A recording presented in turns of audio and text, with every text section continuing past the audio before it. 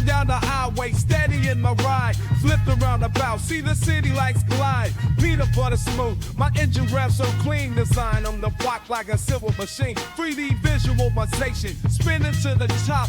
Freeway dreams, never gonna stop. Beyond KD, the future's in my sight. Civil engine roaring through the night. Tonight, lane, strings, lane, strings. Hello yet again, and welcome back to Civil Visualizing with Sam. This is, I believe, episode 6. And in this episode, we're going to take this really cool double roundabout, sometimes called a peanut, designed by our friends over at HMH Engineers. Shout out to them for providing this great base model, and link to their website in the description. And also note that this is good enough that it ended up being an example project as part of Civil Engine.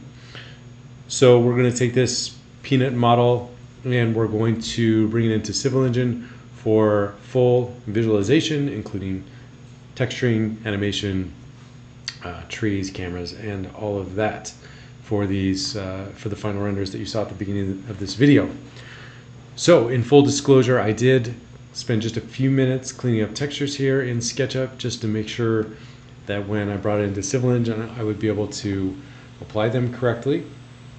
For example, this cool form liner pattern, I want to use that in Civil Engine rather than the built-in materials library, which you can do, but it wasn't applied consistently on this other side and throughout. So I just made sure that was consistent before bringing it in. All right, so the one thing I want to note is when you zoom out, this is a pretty big chunk of terrain. This is modeled flat, which is fine in a lot of scenarios. This is in the San Jose area, and I don't think it's necessary to bring in all the rest of this, especially since we don't have buildings. It's just going to look funny. So what I'm going to do is kind of clip out just this area and kind of have a chunk of ground for that aesthetic that we've seen more, has become more common with software like Beyond Typicals. And also it's going to make the file size smaller, which is something we try to do for our example projects so that we don't make our download size of Civil Engine bigger than it needs to be. So I'm here in the aerial, and I don't know if this is the right size. Let's see. Yeah, so that wasn't exactly right. We got to get the right layout. Okay.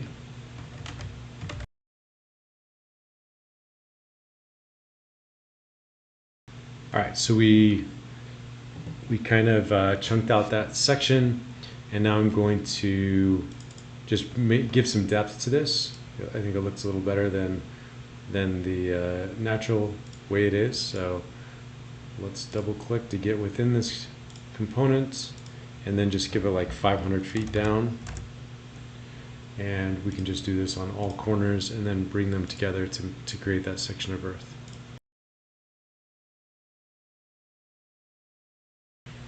All right, so now we can export the 3D model. Again, because my 2 monitor setup, that drop down's not showing up. But let's call this Montague Peanut Export. I like to use OBJ when possible. Options, these should be okay.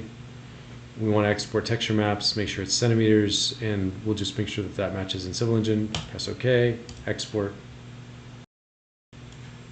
All right, that didn't take too long. We got about 15,000 faces, which is actually pretty optimized. All right, one other note too, as long as my screen capture is working correctly, you'll see down here in the bottom left, there's a clock, and I'm putting that there so that you can see how long this takes. Even if I speed things up, it'll just speed up the clock. That way you know that I'm showing you everything that I'm doing. And so far it's been, I think, less than 10 minutes.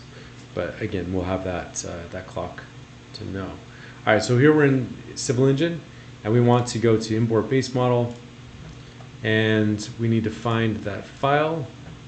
You'll notice I did some tests on this yesterday, so that's why you see some of the other Montague Peanut files. And then here we just want to make sure it's centimeters. Everything else should be fine, and then we want to finish import. All right, that was almost instant.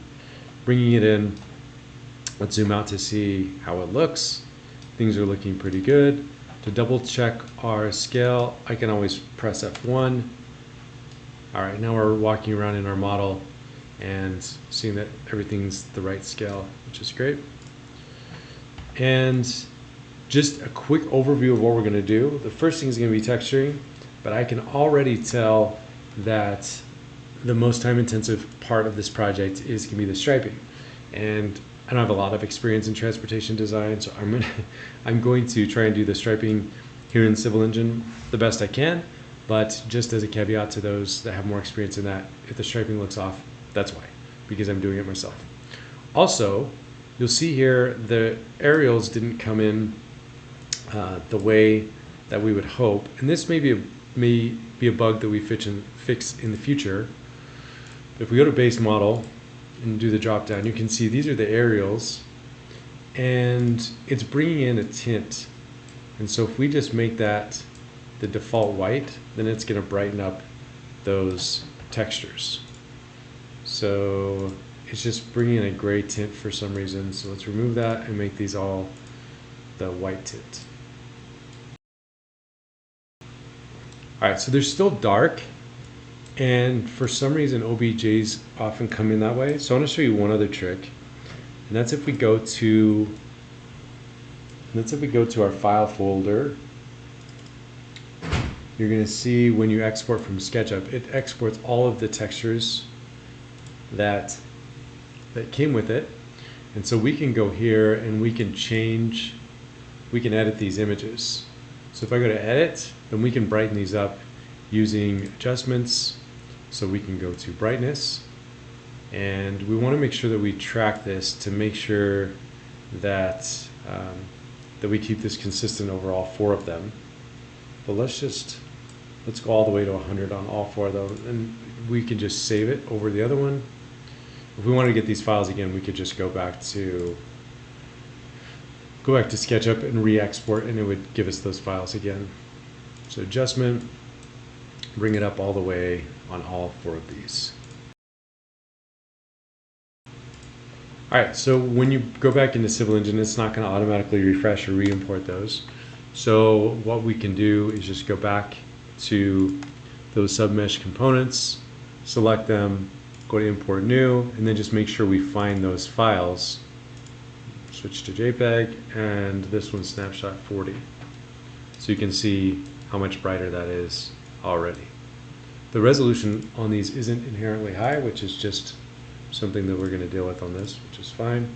And you can, we could go get higher resolution textures if we wanted, or we could, what we're going to do is, use things like trees and parked cars, and that's going to kind of distract away from the fact that that is an issue. All right, so the aerials are looking much better. I'm sure if I spend more time, we could tweak the contrast, the brightness, get them the way they need to be, but I think this looks pretty good. So now, again, is the texturing portion, and we'll start by doing this earth chunk below. Again, this is just an aesthetic choice. If you wanted to, you could bring in that large aerial and either not put the buildings in and deal with it, or go through and model those buildings or place building masses. But I'm just going to do this chunked earth aesthetic, which again, I actually don't mind. So let's make this white, and then we want to go choose from our Civil Engine material library and go to the texture called underground soil. All right, so that's definitely the one that we want to use. And then let's go through these other ones. And one thing you'll see here, and this happens sometimes in SketchUp, you see you'll see a name, hair, name, dress. When you first start a SketchUp model, there's like a 2D cutout of a person. And if someone didn't delete that, then it's going to bring that in here. So we can just delete all those to clean up our submesh component list. All right, so from there, let's just go through all of these and make sure that we assign them with the materials built into Civil Engine. This one is going to be a concrete texture.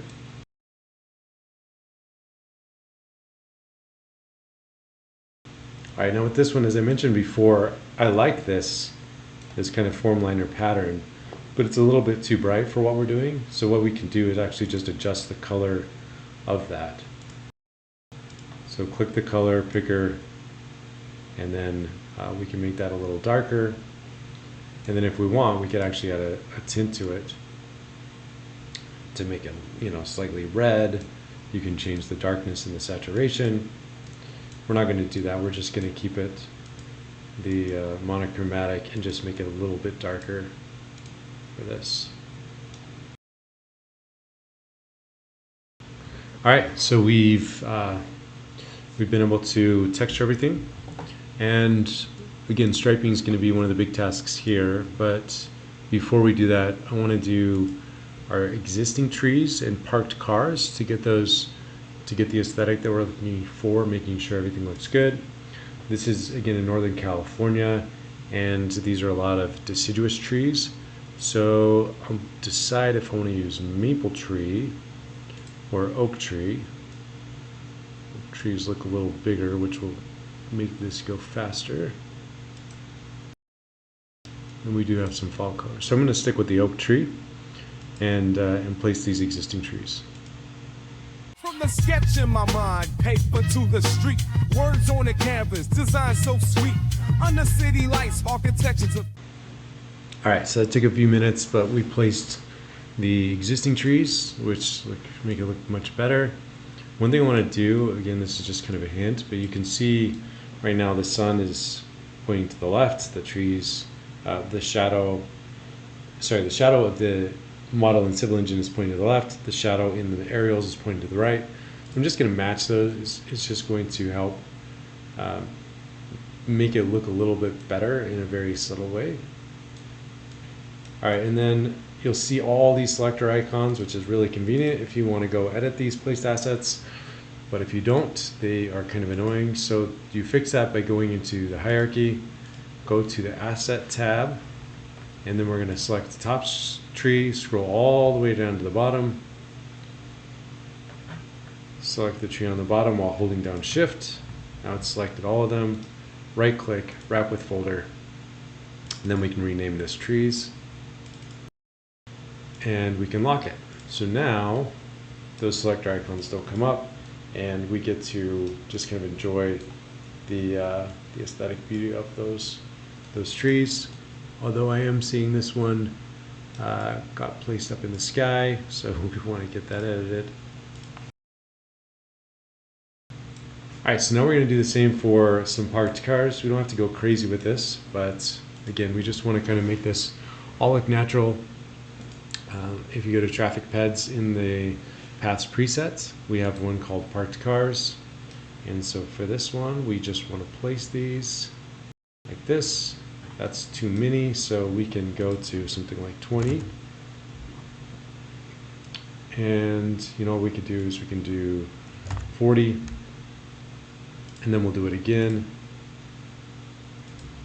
And this way it's going to look a little bit more random, hopefully. All right, one thing I want to note here is there are all these parked trucks, like semi-trucks.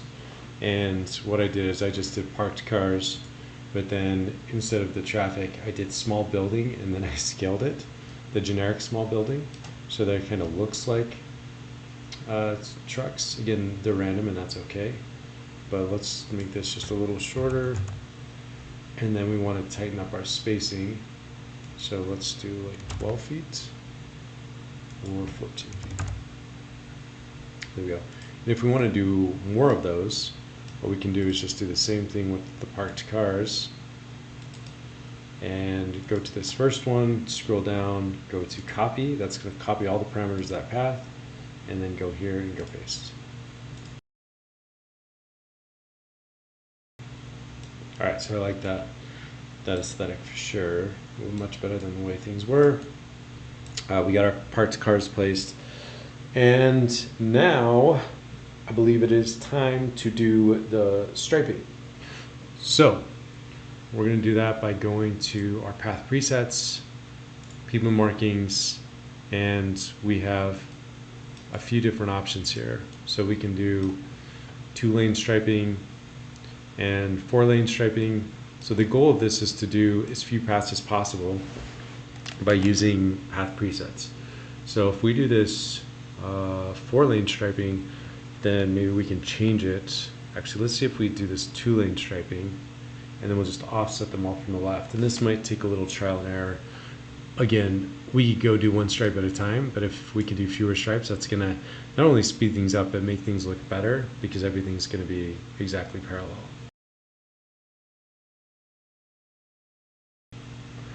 All right, so hopefully you can see what I was doing there, which was basically just adding asset slots for each of these stripes. Like this middle one, I did just a little bit of longitudinal offset just because they're never like super parallel. So for example, if we want to do that far right one, you can go to longitudinal offset, and you can see we can just kind of offset that a little bit just to make it a little bit more organic. And also we can pull these up to make sure they're not stuck underground any more than they need to be. And the nice thing about all of this is when we get to the other side, we can use the same thing without having to recreate it all again by using the copy attributes function in the stripe or in the path system. So just go along, make sure everything's pulled up above, looking pretty rough down here. All right, and I didn't want to do this far, the white lane on the right, because then it's going to block this this lane coming in, this on-ramp. So we'll just put that one separate.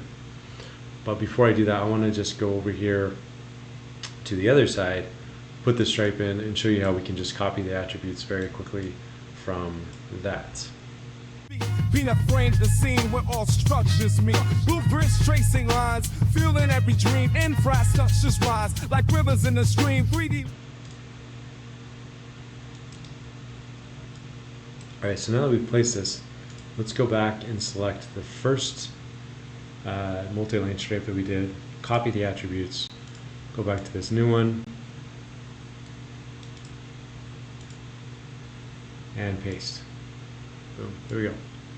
All right, so it's gonna be a little different. We don't want that far right lane in this one, so we just want to go down and remove that slot, and then we got to pull up some of these nodes to make sure that we can see the stripes throughout. Sky the way, never lost in the scene. Spinning through the grids with the backbone team. Roundabout, round we go. Through urban evolution, drawing up solutions, shaping our future's institution. Double loops and turns, structure standing tall. Civil engine thrives, answering the call. Got the plans in my hand, vision locked on the prize. All right, so it's been about an hour and a half.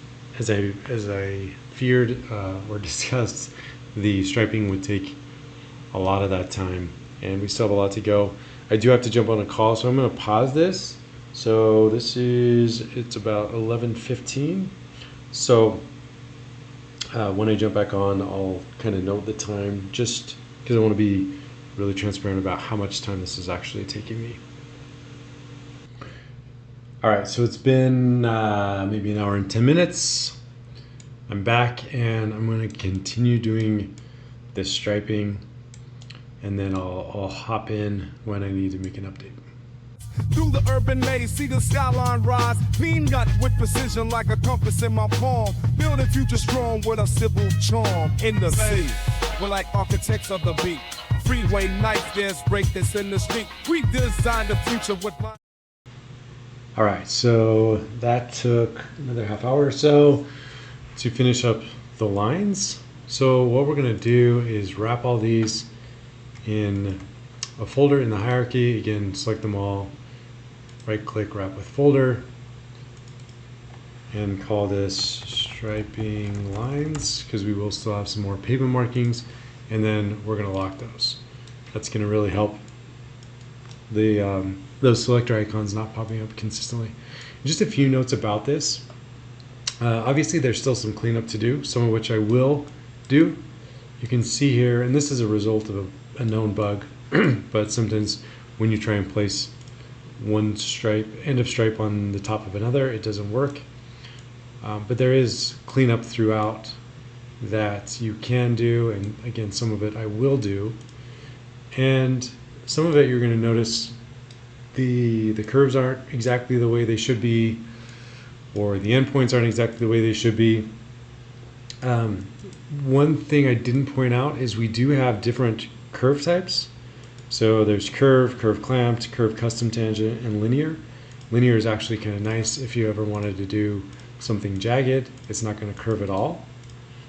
And so make sure to check those out if you're doing it. And that might get you a better interpolation or a better smoothness of your curves. And then the other thing I want to point out is just this. Some of these things may be distracting to you, probably because you work in transportation. But once we have the traffic going, once we have all the landscaping going, you're almost not going to notice that at all, especially someone else. So it's not perfect. We could perfect it more, but it doesn't need to be perfect in order to have a good visualization. And also, a lot of people ask us, are you going to have the ability to import line work and then assign that to a path so that you can import line work from a CAD file? Someday maybe. We don't have that now, and we're aware that that is not available. But it would improve things if we can get that someday. All right, so we do have some other pavement markings. So we have some crosswalks here, and we can use the crosswalks markings preset and just go all across right there. You'll notice these are 8 feet by default, but we have something more like a 10-foot gap. And so we can just go 12. Actually, let's unlink this and make sure that we have try 10. I think that looks right. So we'll probably stick with 10 throughout for these. If there's something like this weird at the end, it's usually just going to disappear. If it doesn't, you can just adjust it and it should go away. All right, and then also I'm looking at a picture on the other screen. I guess I can bring this over here to show, just to help me with my design. We're gonna have some arrows. We're gonna have some of these saw teeth or shark teeth, the triangles. So we'll get some of these in here too to kind of round out the overall striping. So we have some more pavement markings over here. And I want to point out, a lot of times with pavement markings, you'll see that they're rotated to kind of go along with the wheels. And so we can adjust that by using this base Z rotation to get something a little bit more accurate. And then also I'm going to be using the short, we go dash stripe short white at these entrances like that. I think that's going to be fine. Again, sometimes if you have a rogue asset at the end of the thing, just adjust it a little bit and it should go away. Or maybe you're watching this in the future and we've fixed all these bugs completely. Again, this is pre-beta, so we still have a lot of improvements to be done. All right, and then again we have the shark teeth, which we have here, the triangle markings, and I believe they would go, nope, let's go the other direction. And the scale is off on those, so let's do those 2x. And that's probably the right scale, but now our spacing is off, so now we can go to something more like that. Let's do 1.75. There we go. 1.75 with 5-foot spacing seems to work, and I think we need to also make this 10 feet. That's fit for me. Carving out the path with a 3D dream.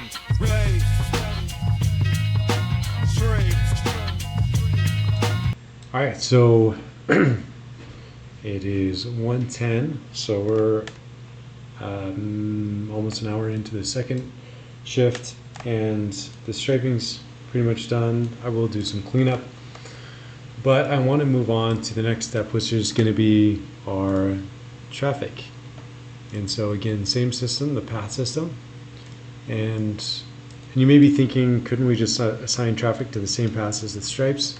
Unfortunately, for now, you can only do one traffic path per path. So you could probably assign one traffic to one of these lanes, but to do them in all of them, you need to just do them one at a time, which isn't too bad. And also, when you place these traffic paths, they're also going to do a wear path And we can turn on the path visualizers to make this a little bit easier. But yeah, these traffic path presets have this where path, which makes it look really nice. You'll see the difference when I get them all placed.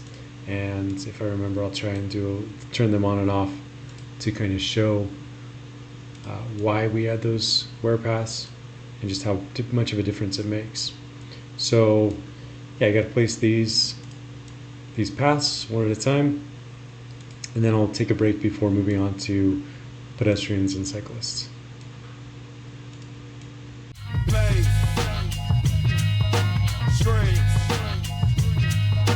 Cruising past the skyline. All right, so we've placed traffic paths and everything's looking pretty crazy right now. But if you turn off the path visualizers, you can see how much better it looks with those where paths. Just for comparison's sake, actually let's put all the traffic into a folder before we do this. Like this to what we have now, and you'll just see how much different it's making. So let's get those all locked so that we can hide our selector icons. At least for now, make sure we save it, and then we got to tweak the traffic. All right, so part of our problem with the traffic right now is it's just too fast or too slow. So we want to go to this folder, let's rename it traffic. And we just need to go through and make sure that these are all the appropriate speeds. So the highway, we're going to want those faster than the default, which is 40 miles per hour. We probably want them to be more like 70 plus. And as a note, I never put two paths next to each other with the same speed, because again, you really want it to be organic. And if they're the same speed, your eye will notice that. It's not going to look the way you expect it to. And so just keep that in mind when you're setting these speeds, that just set them all just a little bit different, and that way it's going to look like it would in real life. All right, now this is still a mess, even though we've got our traffic dialed in a little better. And we're going to fix that using intersection controllers. As a note, when you go to the traffic tab, we do have links. And I believe the best way to do roundabout scenarios is through linking system.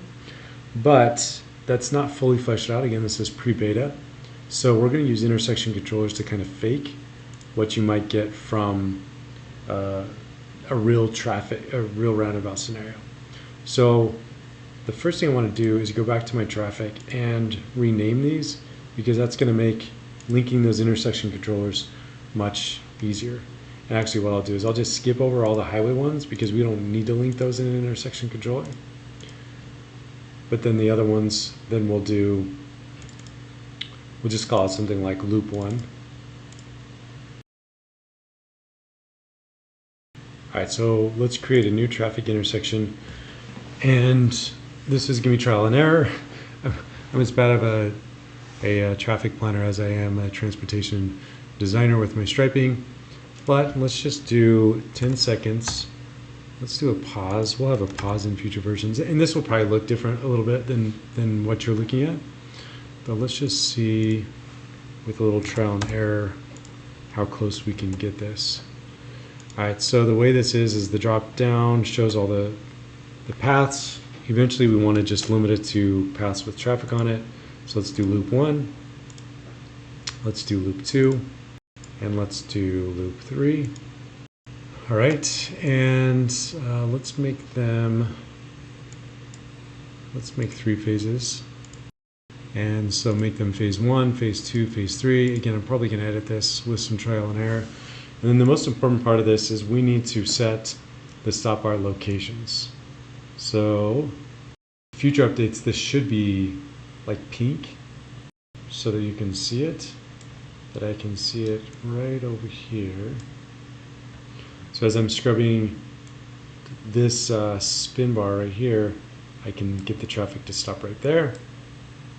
All right, and then let's get the other one. All right, so I can see this one also. You can see here our traffic's already stopping there.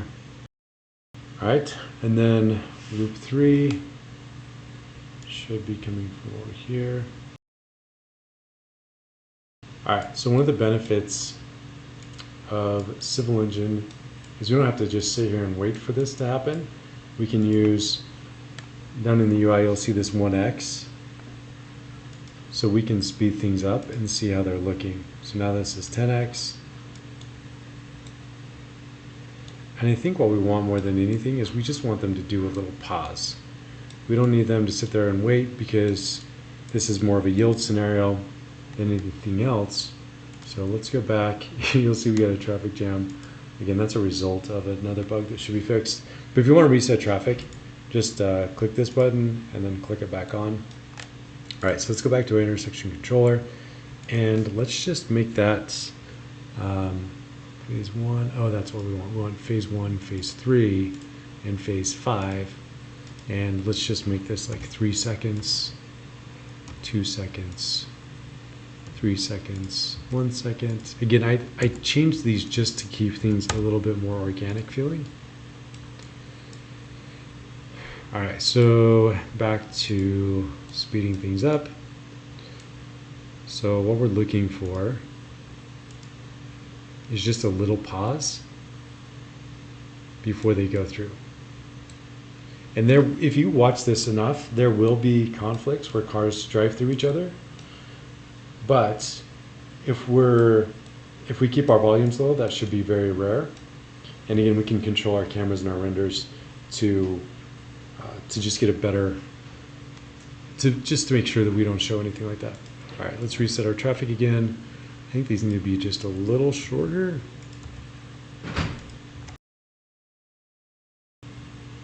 All right, traffic jam city again. But I think we are where we want to be. You'll notice too the frame rate has dropped as we've worked. This is a laptop. If you have a more powerful desktop, you may get better experience, have better experience than I do. Obviously, there's a lot of stuff going on with the vehicles. I have the trees turned on off now, but if I turn those on, that will probably slow things down. And a lot better training in the future on how to kind of optimize for this. But the silver lining of all of optimization is that when you render, it may take a little while, but it will be smooth frame rate during the render, and that's kind of what we want to do. All right, so we need a few more things, and then we're going to call this good. And we need to do pedestrians and bikes, but before we do that, I want to do some landscaping. Again, the caveat is I am not a landscape architect by any means. Just like transportation planner, just like traffic designer. So I'm going to do my best to make kind of what a roundabout could look like. And hopefully it is convincing enough. So I'm just going to kind of go through some alternatives. Under stars so bright, peanut and the sound waves take the night bite right. Every line's a journey from dream to the ground. Echoes of the freeway, a symphony profound. Beyond engineering, it's heart in the flow. Bridging every ride like rivers below. Civil engine whispers crafting dreams with style. Every digit, every loop, going an extra mile. Round the rhythms keep us spinning in tune. Through the bricks and junctions from morning to moon. Vision clear roads ahead, pathways so grand. In this vast urban plan, we got the future in hand. Blueprints in the night. All right, so there's my my fancy landscaping. Again, apologies if I didn't do that the way it should be done. But we've got that, and then now we want to do our bikes and our pedestrians. You can tie these in with the intersection controllers. I'm not going to do it at this point, but what I'm just going to have is have them walking along these paths. So the way you do that is you want to go, let's turn on our path visualizers, and for cyclists, you want to go here and just place them along the bike path like this. Obviously the visualizer is green, signifying bike. the city sings. Venus got the rhythm, designing future things. Underneath the stars, in the urban sprawl, highway tales unfold as the engines call. Roundabout beats, driving dreams with flair. In the heart of the city, relaying pathways rare. From desperation, we're sketching destiny. A beat of precision, built it in reality. Where the double lanes merge, floor the enchanted wide. Peanut guides to flow wherever roads may slide. Alright, so now let's do some pedestrians. Same thing as before, we just want some just to kind of represent that this is pedestrian friendly. Oh, we needed to put a crosswalk there. And we'll probably turn down the pedestrians. We don't need to show a ton of them. And then we can also put some static ones, so I'll be doing that here shortly. And notice you can place these things with or without the path visualizers on. So that's up to you, whatever you prefer. With the path visualizers on, you will probably get a hit in your frame rate just because it's displaying so much more. But it is a little easier to see stuff. So let's do some more pedestrians.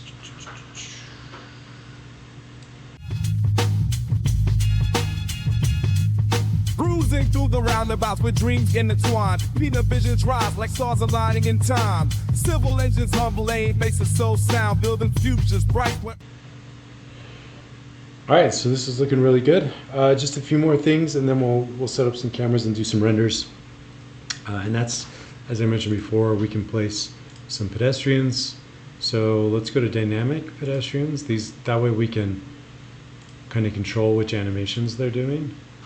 So if you watch this long enough, this would be distracting because these pedestrians are just going to be sitting here waiting for a long time. Again, we could tie in pedestrian paths with traffic paths. I'm not going to do it at this point, but that is an option.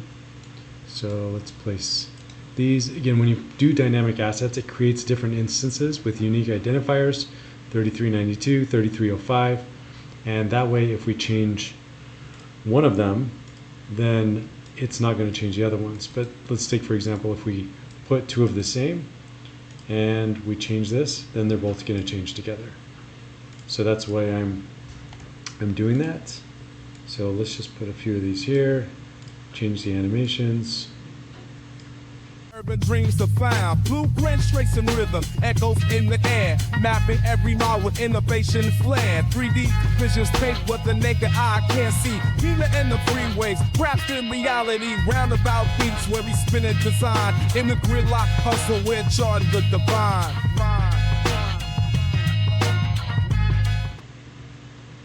Alright, so we've got our stuff placed. There might be a little bit more tweaking, but I think for the most part, I think things are looking good. Just to zoom out as a reminder, we've got this chunk of earth, but you're not going to notice that much because our cameras are going to stay pretty close. So double right click will always zoom you in. And just as a reminder too, we can hop in, press F1, and we can explore the project this way that we did in the beginning. It's a great way to see how much I messed up on striping. That's good to know. But you can see how we went from that SketchUp model to this in a relatively short period of time, which is pretty exciting. All right, so for cameras, I like to tighten in the field of view just a little bit, personally. I just like the aesthetic. And now we can go to Publisher, and we can set up some still camera views. So there. All right. So let's just add some cameras to camera set A, like this. And that way we can render out all these images at the same time. So we could go to, I always like to do 4K, set, global. I want to pick a folder. That way it's going to be the same folder for all the renders. And let's do that again, 4K. All right, so we can do render image or we can render set. So let's render the set and see how things are looking.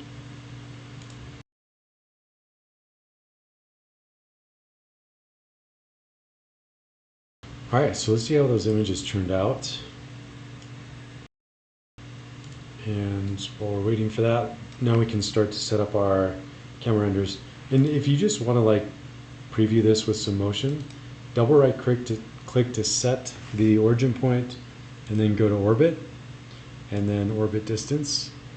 And that way we can see really quickly, we can set cameras up, and you can render from the basic rendering tab this way, but you're gonna have more control in the publisher. So click back to free, and just want to see how these ones are looking out. I think they're looking pretty nice. You can see we have some motion blur with the vehicles, which is fine. And if you want that off, all you have to do is just press pause down here, and then you can render out without that motion blur. So that's just going to be an aesthetic preference for you. So now we want to go to publisher and set up some animated cameras. So video plus, now we have video set A. So let's add a couple keyframes.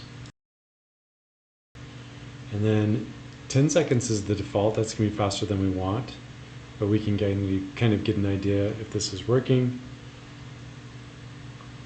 That's pretty sloppy. Those have multiple types of interpolation. So if I do eased, it's going to kind of pause on those different camera movements. And I'm not loving this, so let's go ahead and delete this set and do a new one. I want to make it feel more like an orbit, especially in the beginning. So we'll start out by doing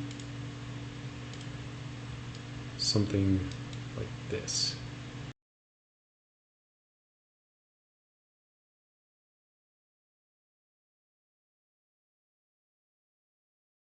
Okay, then one other trick I want to show, if I scrub back on my scrubber bar to the first one, it's going to lock that camera there, and then let's go to the end, add keyframe. That way it's going to start and end on the same frame, which is really cool for looping. So 10 seconds is way too long. Let's do this something more like 40, just to see how things are looking. All right, and then let's go to see what it looks like with eased.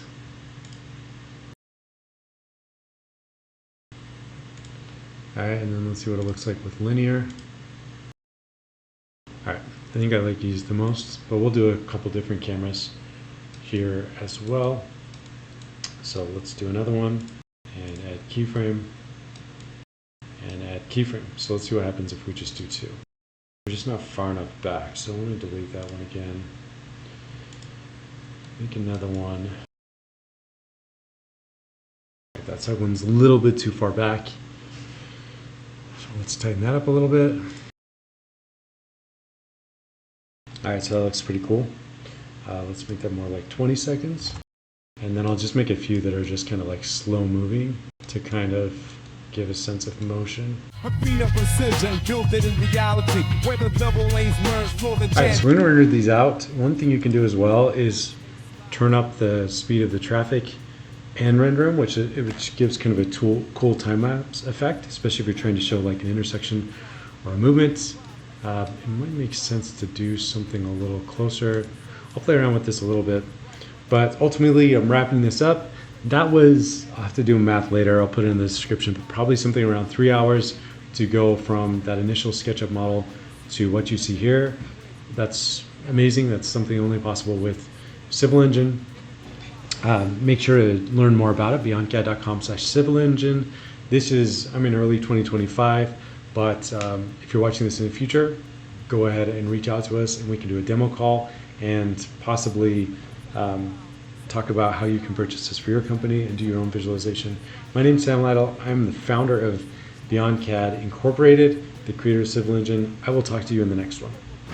Lights paint the scene, every curve, every bridge blends with the machine. In the city's main civil spheres, the drive beyond the blueprint dream.